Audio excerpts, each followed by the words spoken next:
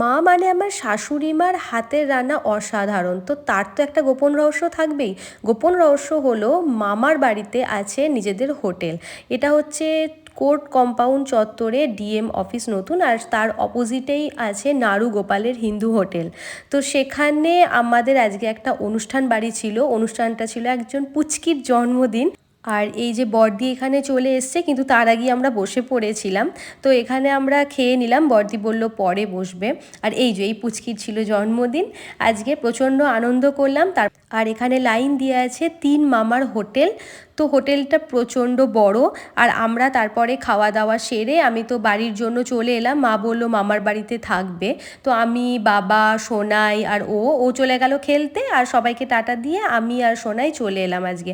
আর আজকে একটা মজার ঘটনা, আমরা রিকশায় চেপেছি অনেক দিন পরে। আর এইভাবেই রবিবার দিনটা কেটে গেল। সন্ধেবেলা যাব বাড়ি।